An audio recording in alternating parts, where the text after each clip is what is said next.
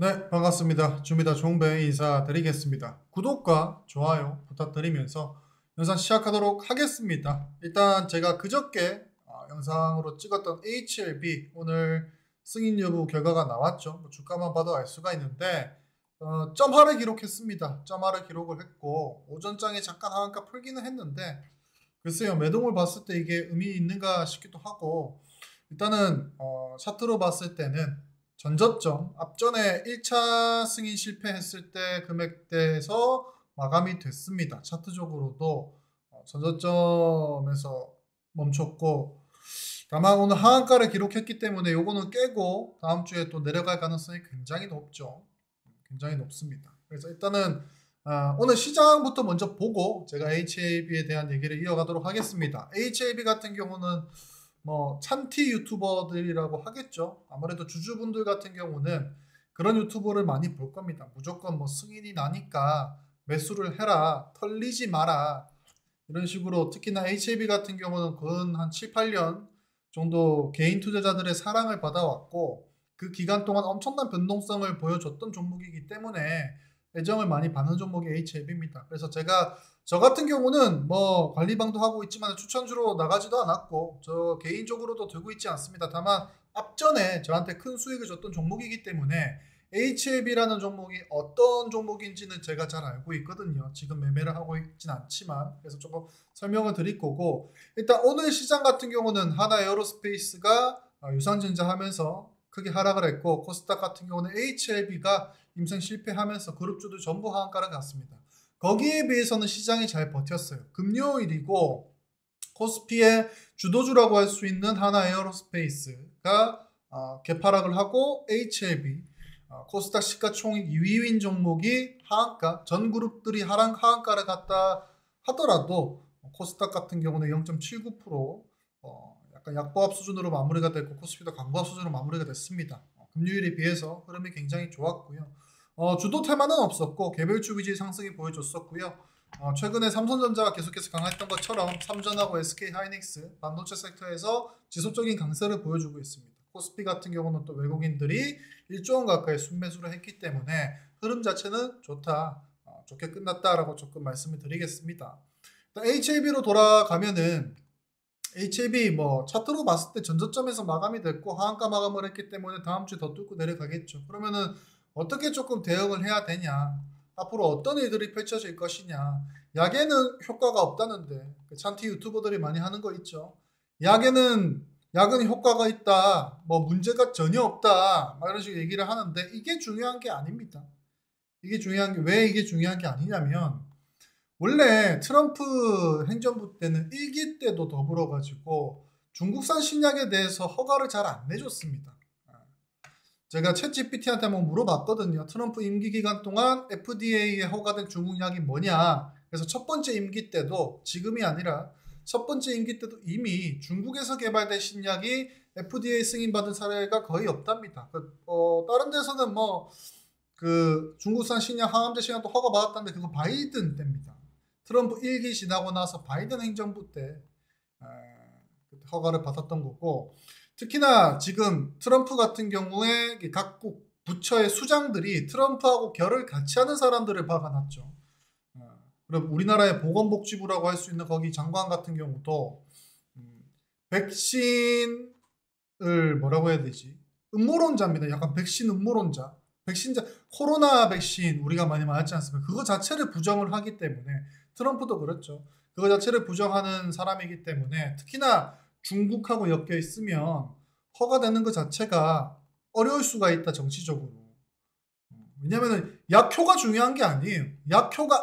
약효가 미국에 있는 기업들, 글로벌 기업들 이미 그 신약 시판되고 있는 약보다 훨씬 뛰어나다 하더라도 이게 중국 거기 때문에 트럼프가 자국에 있는 자국 제약회사들이 개발한 신약하고 중국 약이 경쟁을 하게 두겠습니까? 이거 자체가 조금 성립되기가 어렵겠죠.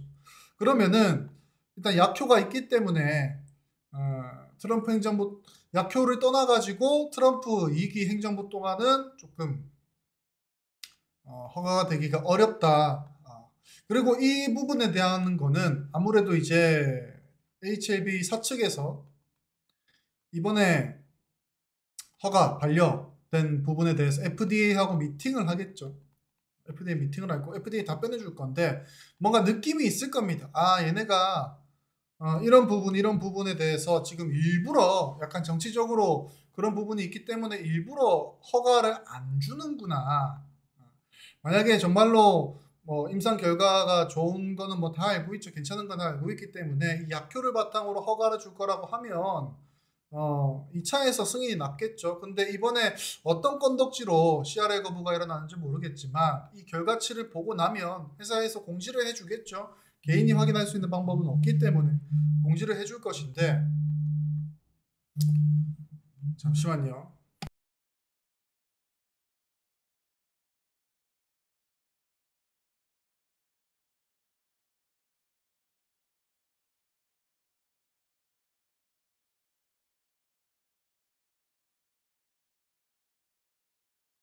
죄송합니다. 갑자기 와이프가 전화가 두 번, 세 번 들어오길래 아무튼 그 FDA에서 답변을 받으면 알 수 있겠지만 느낌은 있을 겁니다. 이게 정치적인 문제 때문에 지금 허가를 자꾸 반려하고 해주지 않는구나 그런 느낌이 있을 거고 어쨌든 캄렐리주맙이라는 것 자체가 중국의 항서제약의 신약이기 때문에 이 부분에 대한 정치적인 문제가 계속될 수가 있다. 그렇다고 해서 만약에 뭐 트럼프 임기 지나가고 나면은 허가되는 거 아니냐, 존버하면 되지 않느냐라고 얘기할 수도 있겠지만 HLB라는 기업 자체가 지금 HLB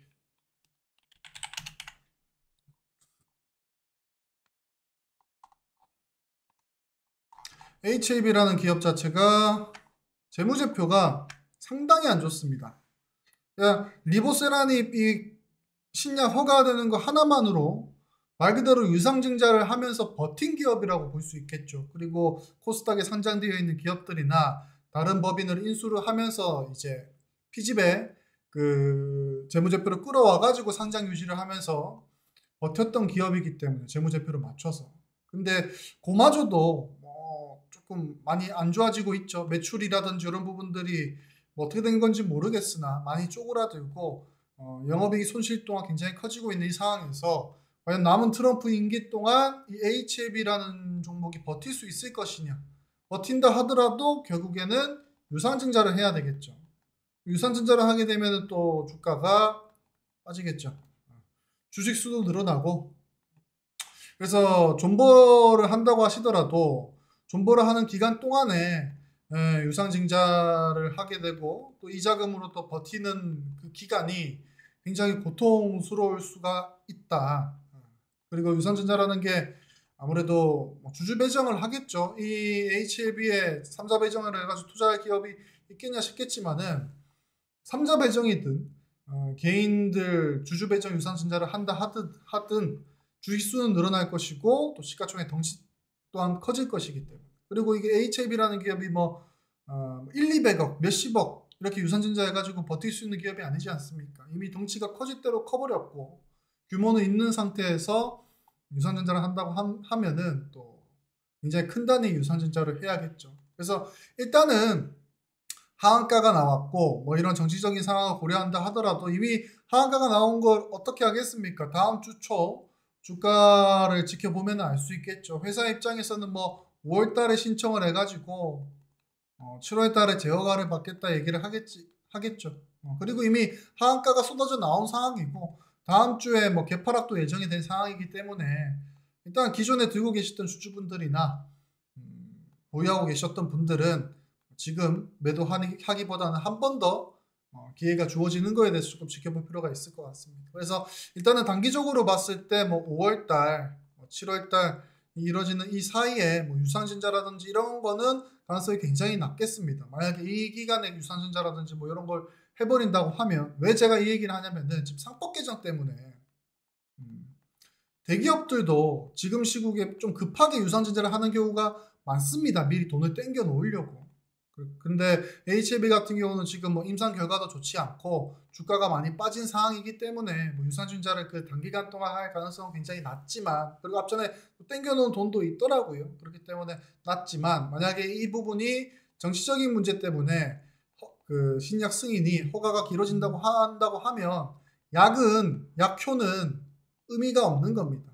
그렇다고 하면 예를 들어서 유한양행처럼 기존에 매출이 있고 이 기업이 영업이익을 계속 내고 문제가 없는 기업이라고 하면 이 파이프라인은 파이프라인대로 두고 계속해서 영업활동을 이어나갈 수가 있겠죠. 근데 HAB 같은 경우는 그게 조금 어렵다.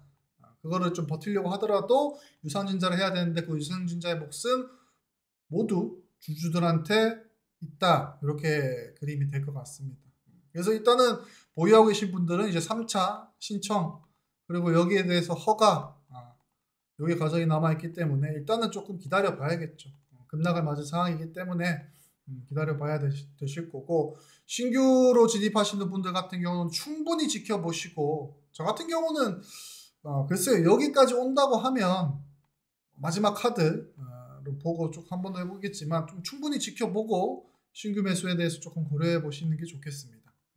지금은 많이 빠졌다고 판단이 될 수 있겠지만 많이 빠진 금액대가 아닐 수 있기 때문에 그렇습니다. 그리고 여러분들도 이 HLB를 보셔서 아시겠죠. 이게 바이오 기업들 신약 허가 유무, 특히나 기존의 시장에 알려진 이벤트라든지 허가 여부 같은 경우는 허가가 난다 하더라도 기회를 준다고 제가 그저께 영상에서도 말씀을 드렸습니다.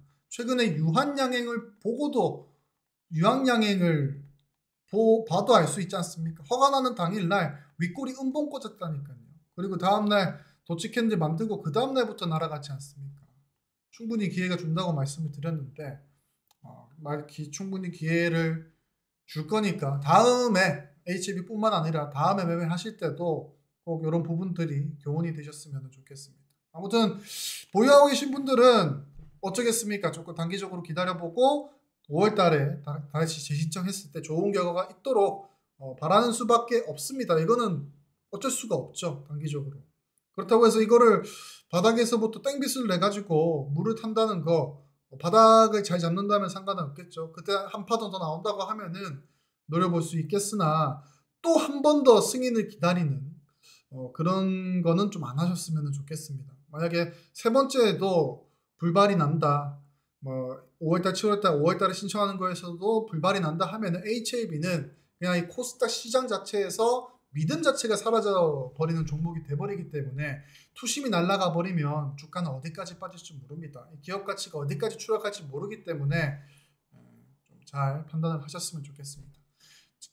이 영상이 끝이 아니고 제가 지켜보면서 계속해서 후속 영상을 올려드릴 거니까 구독해 두시고 주식 투자를 하실 땐 종목과 좀 사랑에 빠지지 마시고 객관적인 시선으로 종목을 좀 보셨으면 좋겠습니다. 그런 객관적인 관점은 제가 계속해서 제공해 드릴 거니까 구독, 좋아요 한번 부탁드리면서 영상 마무리하도록 하겠습니다. 감사합니다.